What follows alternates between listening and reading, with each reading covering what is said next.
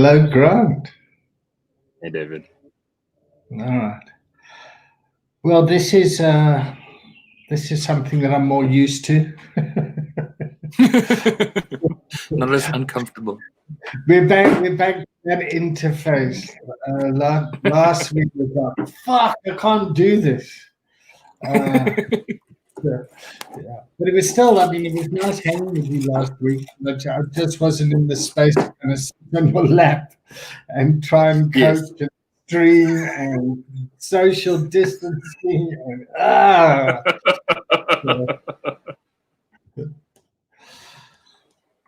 How are you? You want to check in?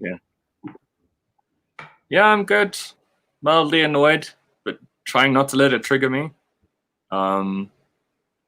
But good. Yourself? Yeah, I'm all right. I'm been playing with TikTok.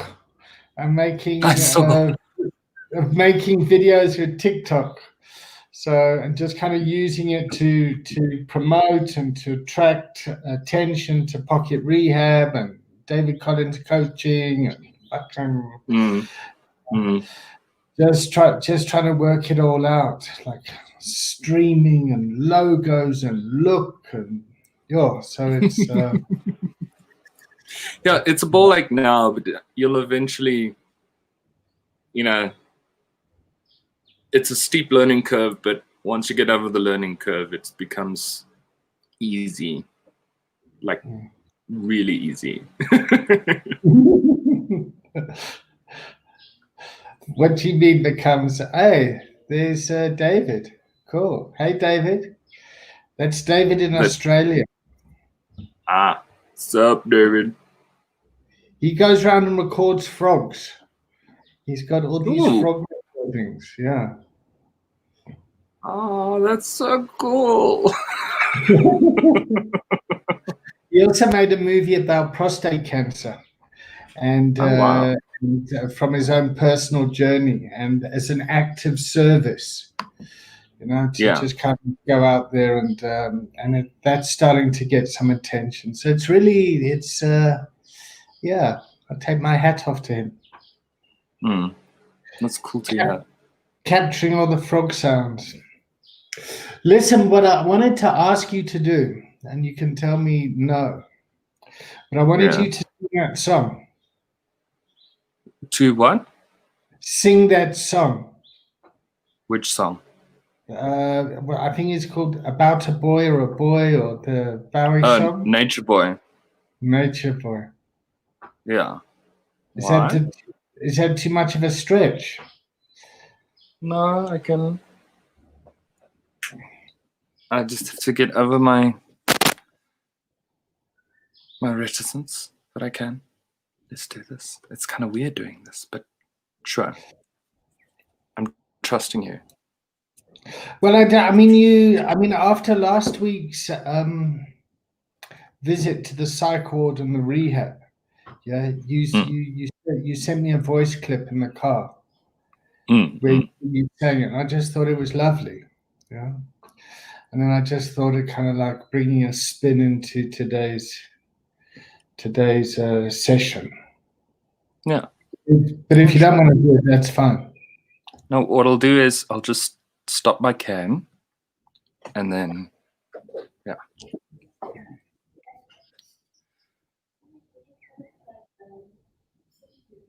There was a boy. No, wait. There was a boy. No. There was a boy, a very strange, enchanting boy. They say he traveled very far, over land and sea. A little shy and sad of eye, but very wise was he.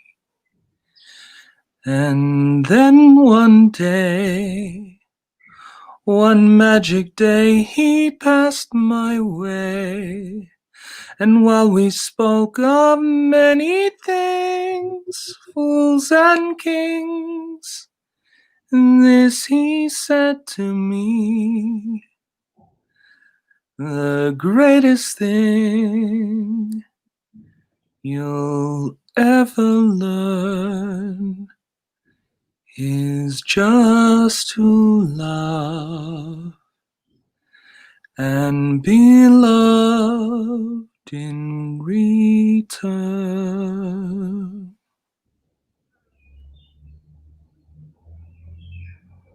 Razorga. Oh.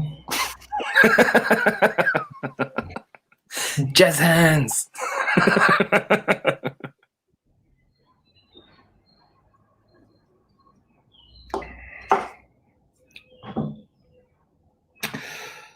So, how's it going?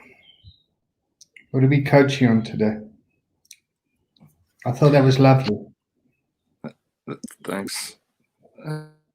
That's always a weird question. Like I've never walked in here, well, not lately, with like, I have to talk about this anymore. Like it's a. Then I feel like I'm going to be wasting your time unless I come. If I don't come with some kind of problem or issue. But it's also a thing of, I don't know what is a problem for me until I get triggered, for instance. I hate to use that word. Like it's become such a negative connotation word for someone who is left-leaning to become triggered. Like it immediately brings up these images of, I'm a child or a snowflake that can't deal with life. But yeah, it's strange for me. I want to talk a bit about I don't know. Can we speak about the sessions I attended last week? Sure. Let's just not mention anyone's names. And what was the learning for you? Because I mean, those are, I mean, the clients in the rehabs and the psych ward, that I mean, they really are need to have support and care and be in an environment. And the whole idea of coaching, it's not about coming here with your problems. It's coming here like, what are your solutions and how are you moving forward? And there's no pathology here. So it's like, fuck it. Sort your shit out, let's go. And the language that you're using, I feel triggered about this and all that is good, because it gives you insight into your psyche and what you can do about it and the way that you can respond. So there's consciousness around our conversation. And we have a goal. We have a direction that we're moving to, which is you going off and getting an Oscar, and now I think maybe a Grammy after that song, and and then you tell the world what a great coach I am, and that I coached you for free, knowing that one day you're going to, recommend me, and I'm going to have such a full practice, I'm not going to know what to do. So that's the agenda. Yeah, the end goal. So I say that in a joking way, but it's just about placing the conversation. True. Yeah, but we're placing the conversation in the place of positive well-being.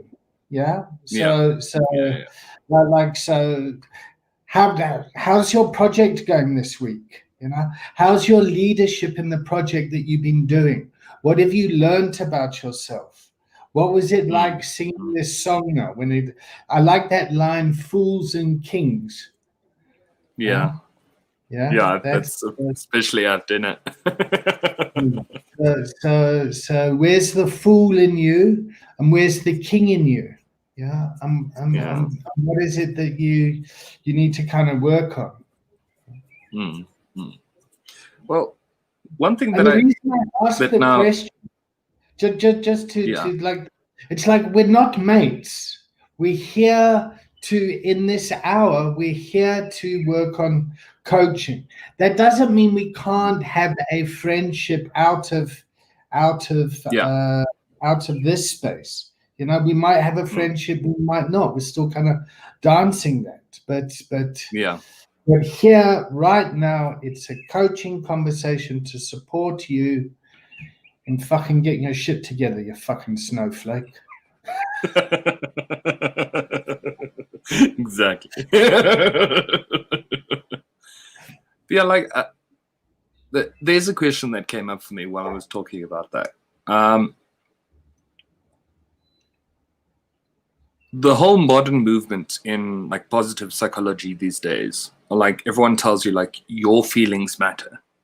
You know your emotions are important. It's not something you must stifle down.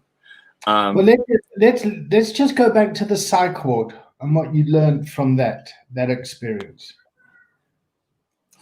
What is it that you wanted to say there?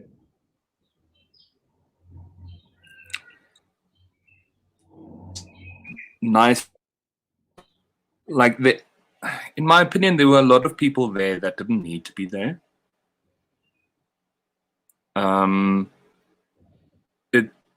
It almost feels like it's a projected problem. Like I'm not saying like they're not in trouble or there's not stuff going on in their life, but it kind of feels like they've pathologized themselves as a way to get out of real life, as like to go into a safe haven of a rehab or whatever. And a lot of the sessions felt for me like you were cutting through the bullshit, like trying to get through people's defense mechanisms, through their fronts, through their projected pathologies. And there was one specific person who broke down towards the end of the session.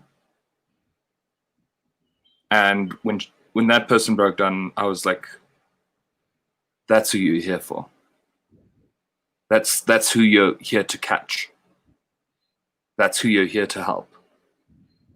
And that was very.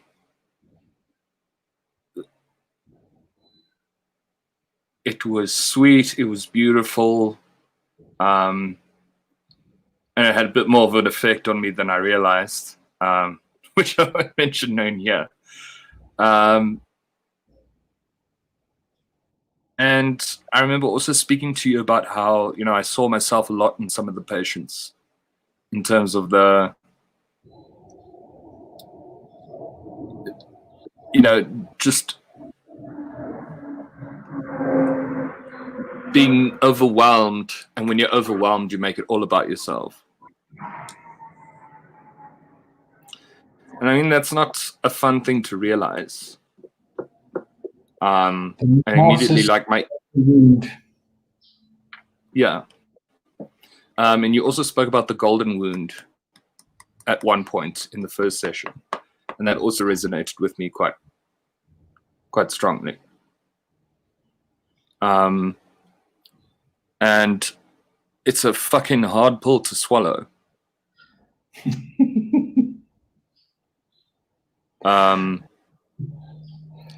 But it's also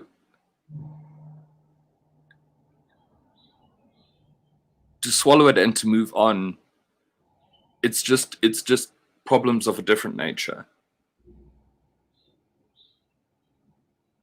Do I feel sorry for myself, make it all about myself, and have everyone like me because everyone wants to help me?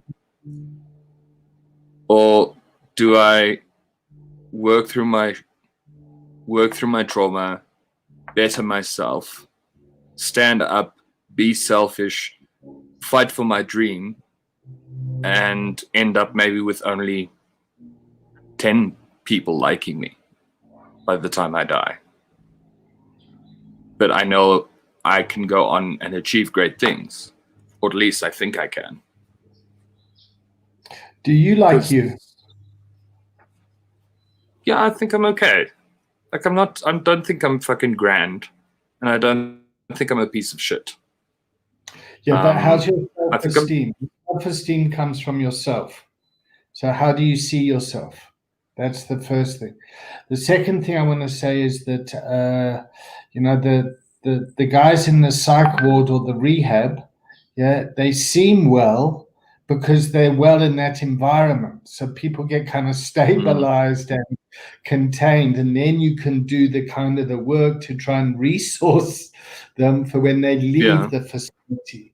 And that's where the challenge is. So people with kind of depression or dual diagnosis that take medication, they'll take the meds, then they'll feel better, and then they'll say, well, I don't need the meds anymore. They'll stop taking the meds, and then the illness comes back. So you're just trying to get people to understand what their condition is and to be able to take responsibility for it in the best way they can.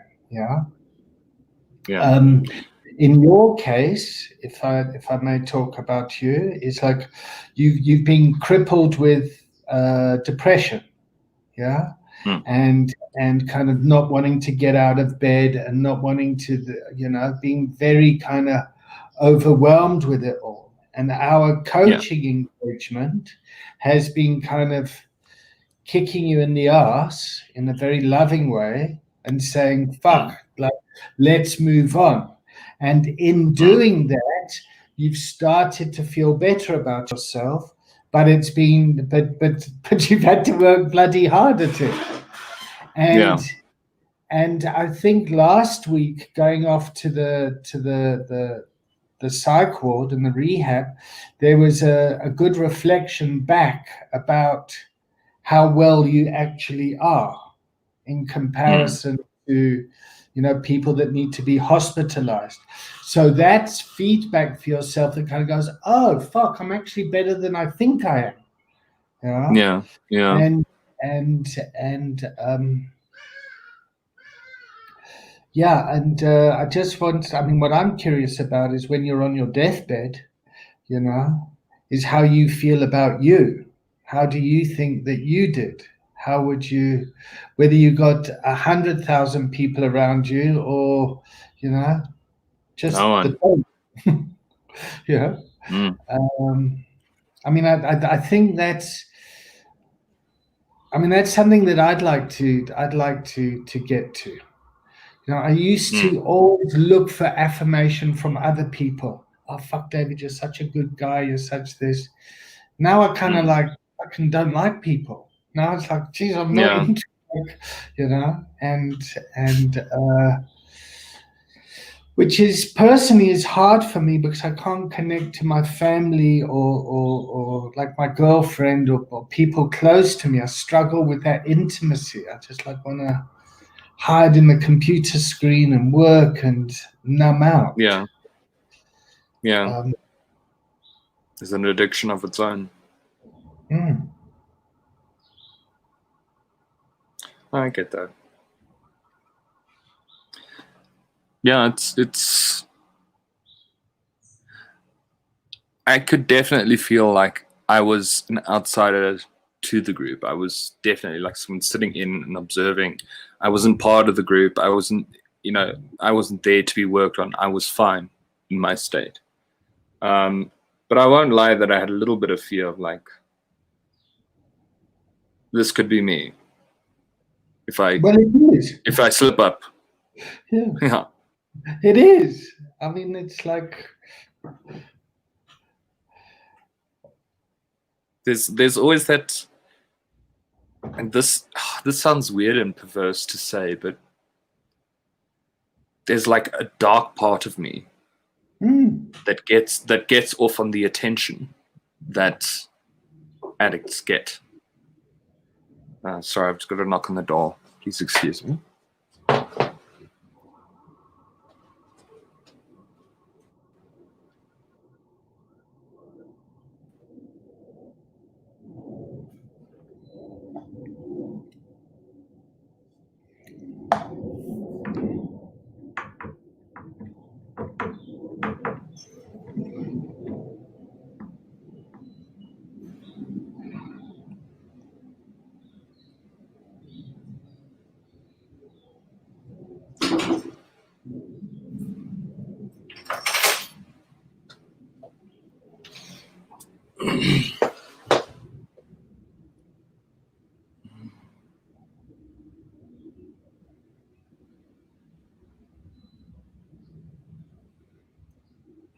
Okay, and I'm back.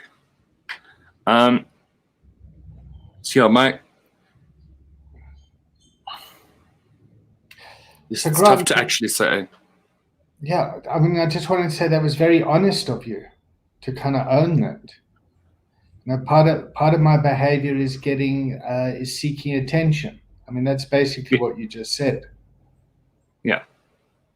And sometimes, some days more than others, a part of me just wants to be like, oh, fuck it. Let me take whatever little money I have left, and try meth for the first time and just fucking make myself everyone else's problem, you know?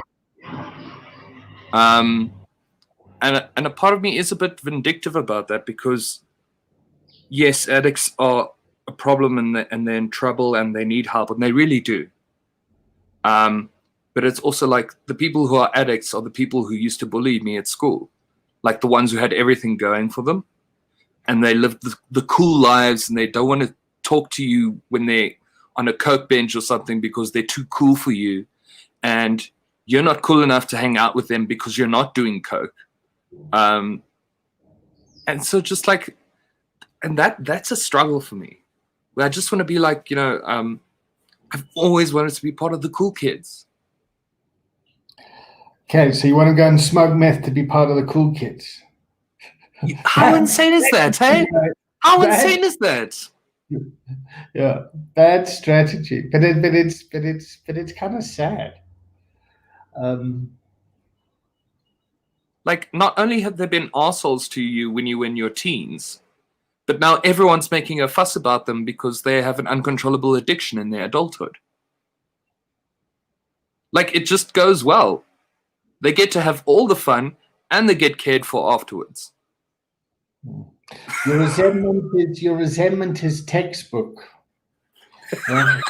I can imagine. For the family members that bring their loved one to treatment, yeah, their loved one gets all the attention and all the help because they're sick, and the family members get very little support on the outside, and then they get all kind of resentful and or feared up, or so they're really impacted by this person's behavior. And it'll be the same. I mean, the substance that's being used, that we like to kind of stereotype and say that person's an addict, has got nothing to do with it. Addiction's got nothing to do with drugs. Yeah. Substance use has to do with the substance. Yeah. But addiction is a narcissistic, self-centered, borderline kind of personality disorder. Yeah.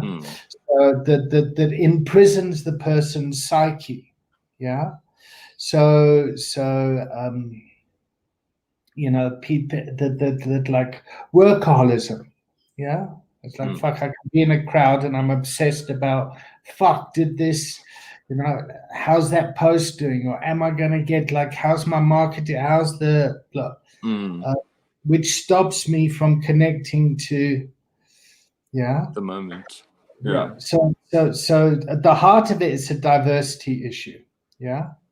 Now, what you're talking about is the belief that those kids at school were the cool kids and that they got everything and they lived the high life and they fucked out completely, and you being a good guy, you know, stayed between the lines, did what you were told, and then they come back, they come out of the wilderness. It's like the prodigal son in the Bible, you know, the guy goes off and fucks it all up, and then he comes back and his father runs out to him and welcomes him home, and his brother that stayed on the farm is all fucking resentful.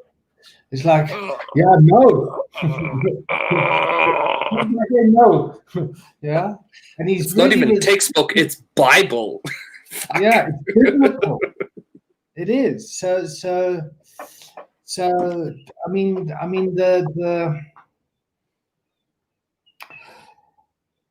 the place to get to around that is, first of all, is to kind of forgive yourself for feeling like that. Yeah. And kind of just accepting that, fuck, this I've is how lived an I uncool life. no, that's not true. I mean, is that true? No. Huh? No. I mean, you told me about your life and traveling around as the actor, global productions, world tours. It sounds brilliant. But when you're on the world tour, you're sharing rooms, you're fighting with the crew, you're fucking and driving the whole time, you're getting paid kind of peanuts in foreign countries, so you're still broke. Yeah. Yeah. After the event, you remember all the good times of it. Oh yeah, remember when we got like the coach broke down in Japan or whatever it is, or fuck, I don't know, whatever. I literally just updated my the background image photo on Facebook of my butt hanging out of the Great Wall of China. Like, how serendipitous. All right. Like, I wouldn't be able to have taken that photo. Yeah. Yeah. We've kind of gone off coaching, and we've now kind of gone into more of a kind of a discussion. But I mean, that's also fine, isn't it? Oh, it's great. Do you want to go back on track? No. As long as it's good for you. Yeah. Yeah, it's just that I say it's just a lot. How's your project coming along? Good. Yeah. The momentum's starting to pick up, and I'm getting this feeling like this train ain't stopping until it's over, type of thing.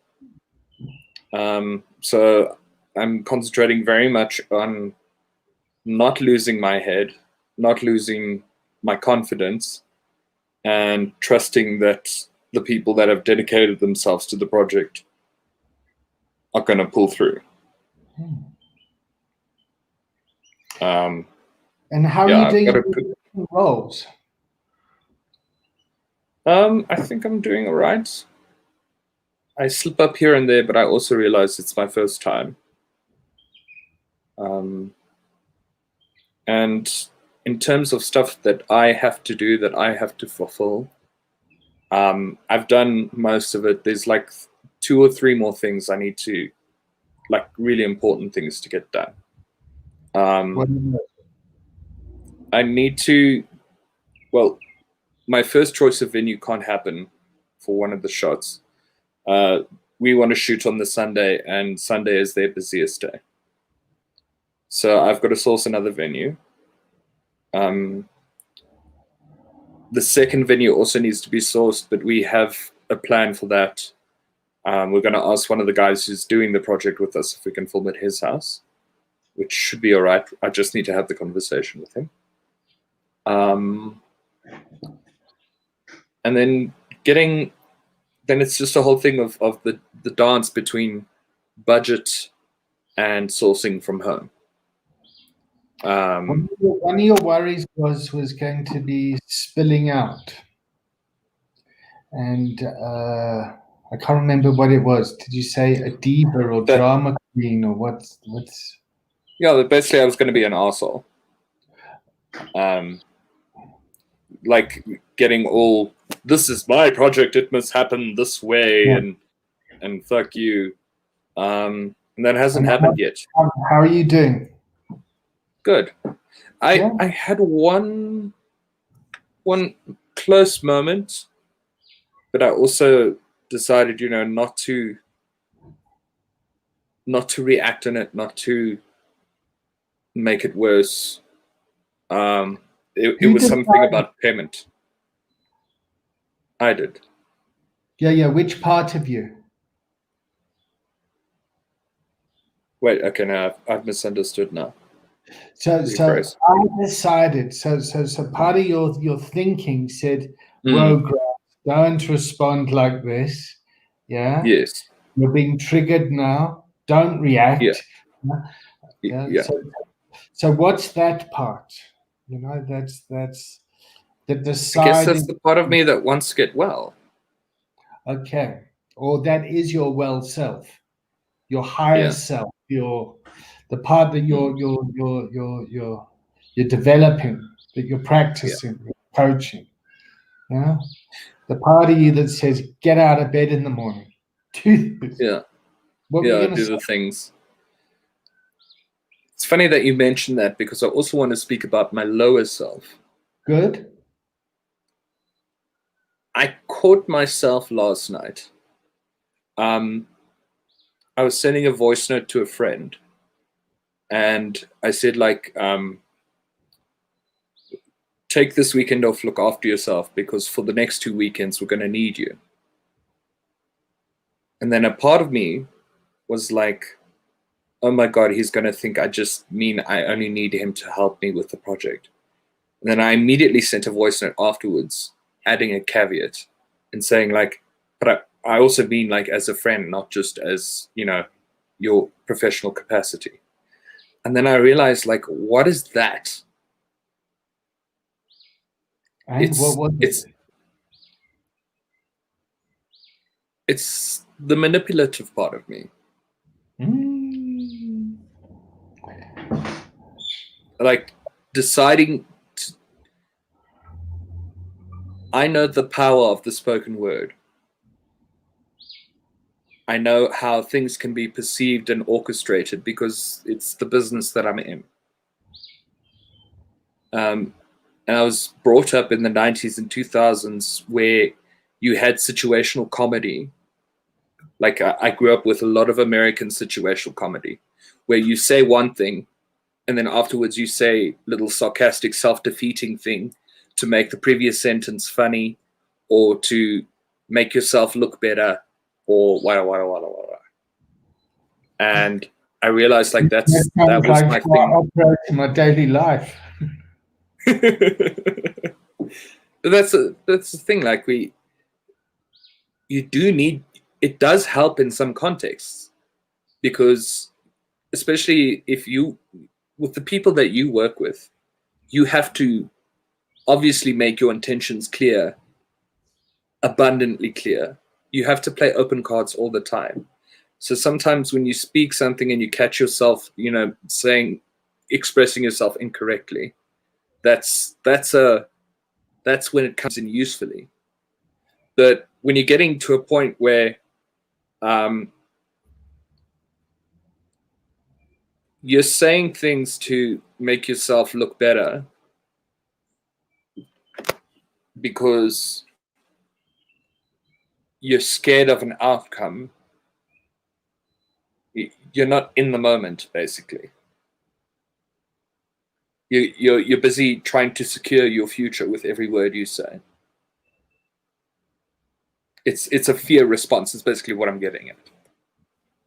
So help me understand where you're at. You've got your higher self, and you've got your lower self, and you're engaging with a friend yesterday that you're also working with. And the working part of yourself said, "Hey, Brew, I don't need you for the next couple of weeks." And then part of you said, "Oh, fuck, now he's your friend." And then your friend self had to jump in and send a voice message that basically said, "Yeah, but I'm still your friend. I'm still your friend. Don't like that, yeah." And then when you look at the role players on the stage, you judge yourself as being, "God, that's so manipulative."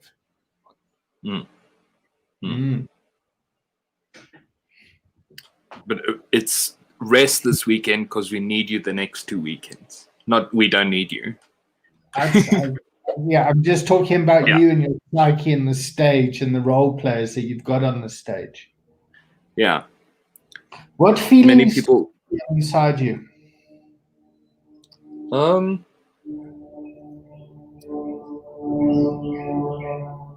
Basically it's a thing of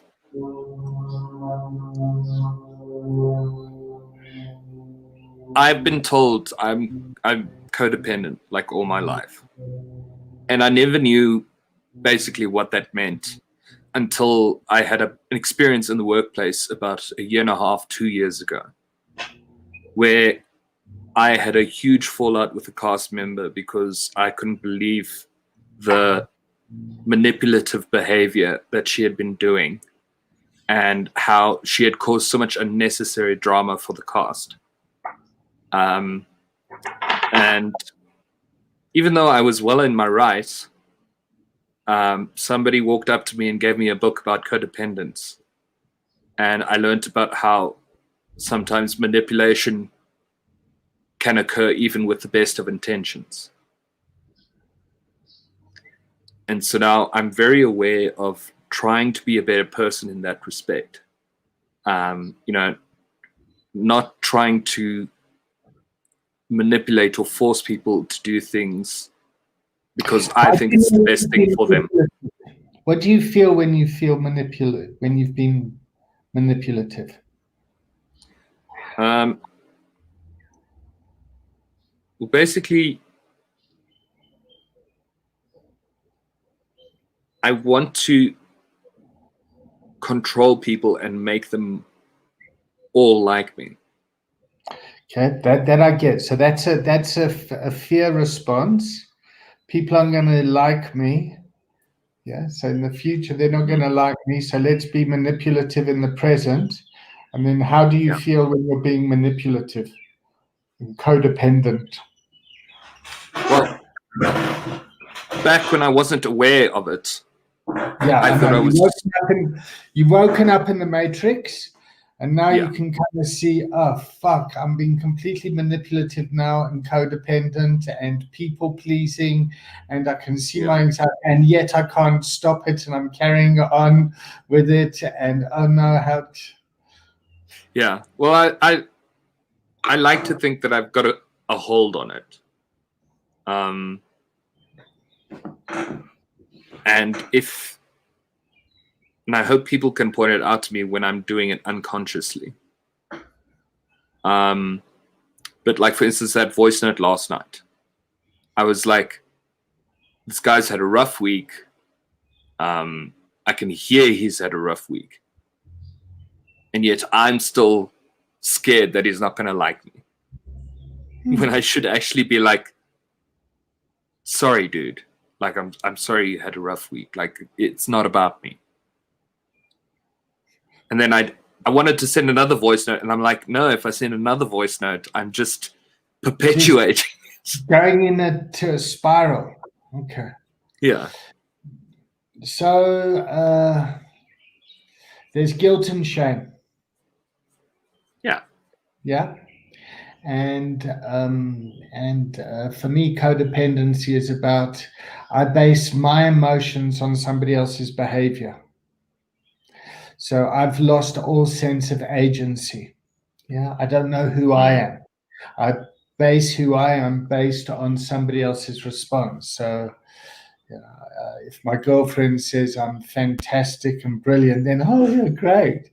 She says I'm a piece of shit, then, oh, fuck, Yes. Whereas now she can say I'm fantastic and great, and I can go, oh, all right, well, whatever. And if she says I'm a piece of shit, I can go, oh, yeah, well, whatever. Yeah. And God, I'd love to be down. Okay. Well, it's it takes time. And I mean, there's I mean, I don't know if I'm codependent on Robert the cat, but I've certainly become attached to him. And I'm worried. I'm going off on holiday tomorrow for 6 weeks. I'm thinking, fuck, is the cat going to be all right? And that's, I don't think that's a bad thing. In fact, if anything, I think it's a good thing. I don't. It's just about me kind of working where I am. I mean, like, I can get codependent on my kids, anxious, like, how are they doing? What are they doing? Like, I don't think we mustn't beat ourselves up about this stuff and pathologize this stuff all the time. Yeah. It's just So if we talk about your friend, you've got a friendship, you want to maintain that friendship, you're also working together. Yeah. You've told him from the work side, fuck, I don't need you, save yourself, I need you next week because fuck, we're going balls to the walls. Oh shit, my God, have I upset my friend saying that I don't need him anymore? Oh my God, panic, panic, panic. Yeah. And I'm more interested in the response that you're having when you see this sort of stuff.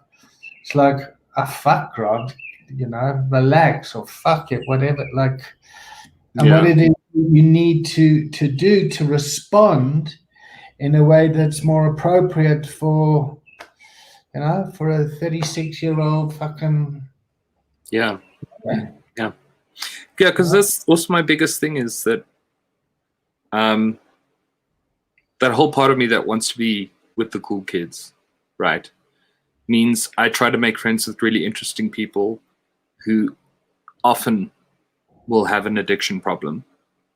And back when I was most unaware, if that person was having a bad day, like it consumed my whole day to try and make them feel better. And it was flashbacks with me. Yeah. And it was actually also just flashbacks for me with this friend because he used to be an addict when we first became friends. He's been sober, I think, 3 or 4 years now. So it was a part of me that I couldn't catch myself in time before I was like, but we still need you as a friend as well, like not just relying on you professionally or not just friends with you because you do stuff for me. No, you're worried he's going to go out and fucking go on a bender. Yeah. John doesn't need me anymore. Yeah. A case of whiskey. But like, it can happen. That could be the straw that broke the camel's back after his super shitty week. I don't know. That's very self-centered. That's very. I know. It's like I know. powerful. No.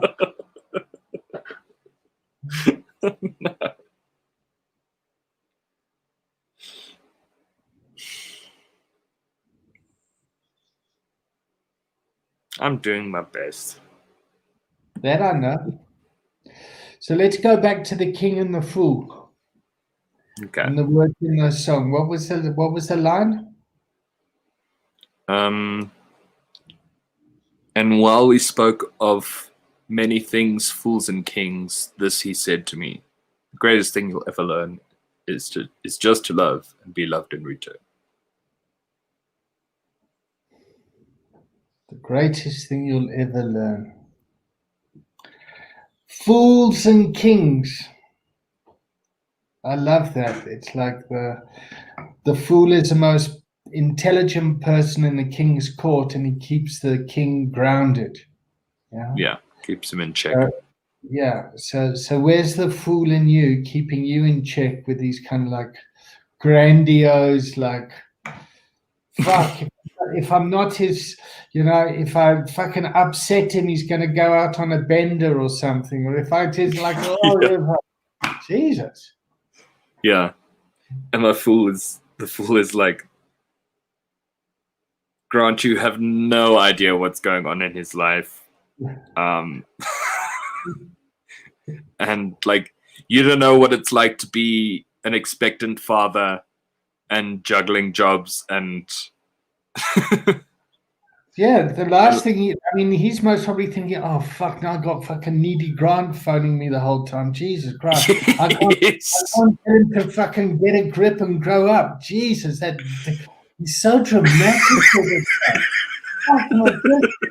Hey, so fucking another WhatsApp message. Oh, now I've got to listen to this voicemail. If I don't listen to this whole voicemail, he's going to get offended that I didn't listen to 10-minute fucking diatribe of.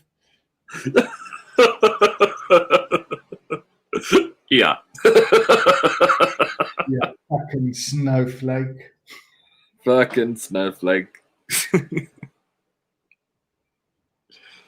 Yeah, man. That's also, yeah. No, I just keep on thinking about a wound keeps coming up for me. Okay. So and I let's don't know how go to back. talk about it or how to discuss it. All right. So what I want to talk about is just to go back to our sixth session when we were ending, when we completed the first thing.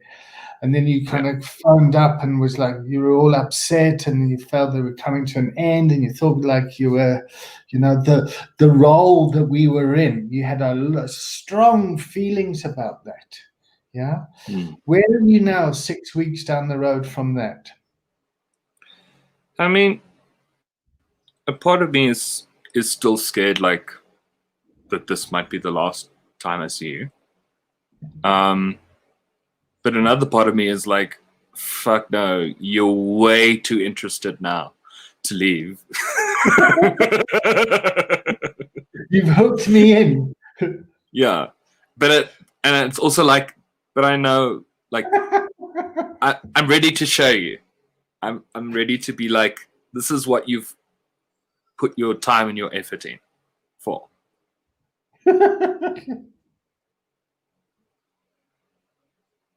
Again, it's all about me. Super selfish. Are you blushing? I don't know. Oh. I don't know what it's like. I don't know what it feels like to blush. I blush very seldom in my life because I'm such a whore.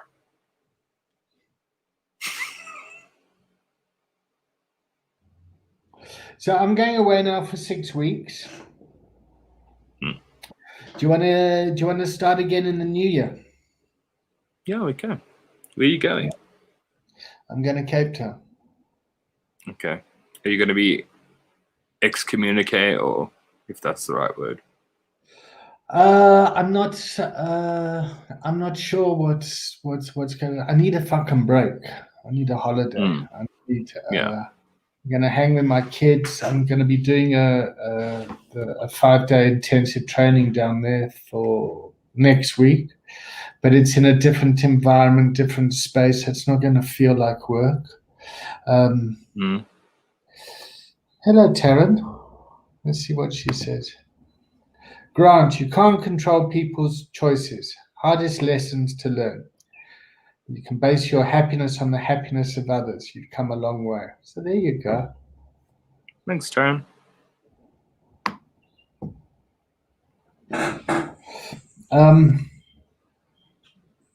Yeah, so I'm breaking the structure. Yeah, I'm just gonna kind of hang with my kids and see what happens. My son's got a vegetable company. Ooh. And I want to help him with his company. See if I can do some help him grow his business a bit. Hang with him, connect through work. I'm a restless soul. I always need to keep myself busy doing things. Yeah.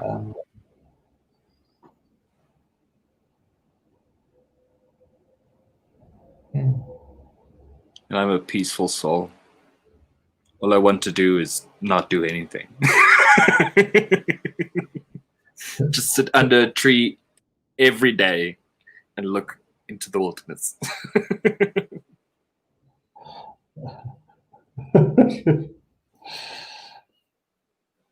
But that's good. I think you're gonna. Are you that is exactly what you need. Say again. Are you plagued by sloth? I am.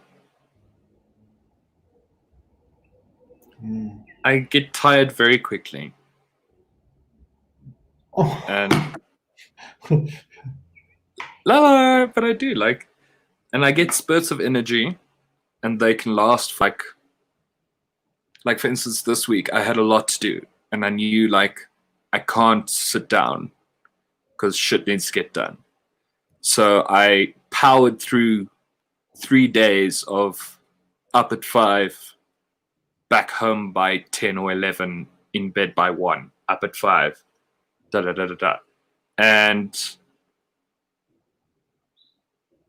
yesterday I just completely crashed. What's Terrence in here? She's tuning you, bro. I'll be going to Cape Town later. Also planning around New Year's. Cool. Horse therapy. That See sounds you- cool. See you on the prom. Yeah, man. Yeah, boy. Socially distanced.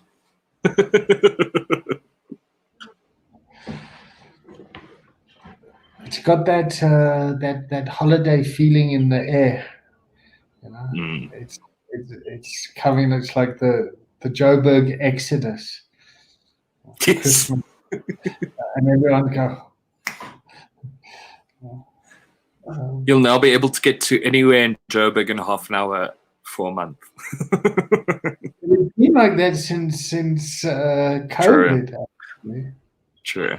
Yeah. I mean, COVID was a lot like Joburg in summertime over the Christmas period. I loved it. That part I loved. I must say I have enjoyed the solitude that the pandemic has brought on as well. Like from touring, I became a lot more introverted because I was over people. But being forced into that space and getting accustomed to it, now I actually like a fair bit of alone time. Where I'm like, I even end phone calls a bit earlier with my boyfriend because I'm just like, okay, I'm gonna go poo now, and then I'm actually just gonna go watch TV.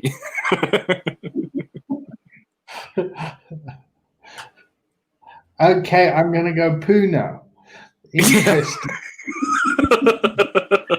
Well, I really did actually need to poo, but I mean, I could have held on for a bit longer. Thank you. Thanks for. I'm at Towers. We always talk about poop because everybody poops. No, Grant. Everybody hurts.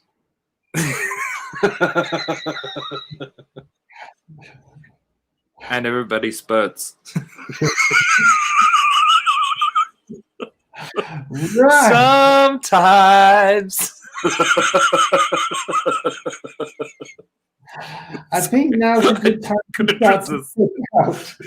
Sure.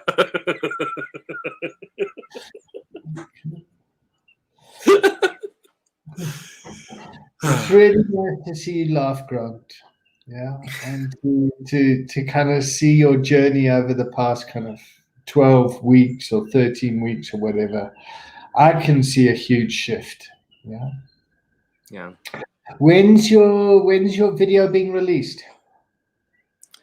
Well, we'll finish shooting on the 13th of December, hopefully, if we don't have any pickups.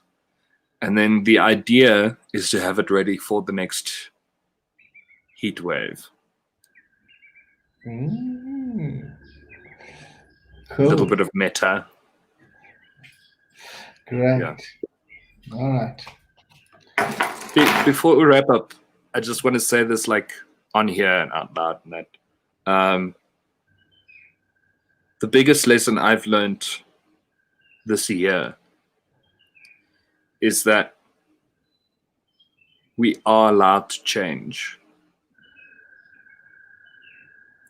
And it's my biggest hesitance for me has been, will I still be myself even though I know this part of myself is changing? And the biggest thing has been to just let go and let it happen. Because we're allowed to change. We're allowed to grow up. We're allowed to change our views and our behavior. And thank you for assisting. I'm not going to make it any more of a hoo-ha than that. Cool. So I'm going to say that, yeah, I need to go watch some TV, but actually I need to go and poo. Okay. Like a poofy.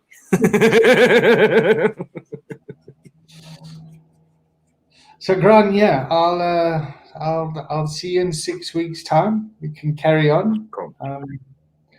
And yeah. All the best. Have a good holiday, Dave. Thanks for Much love. everything. Keep up the good work. Bye. You too. Bye.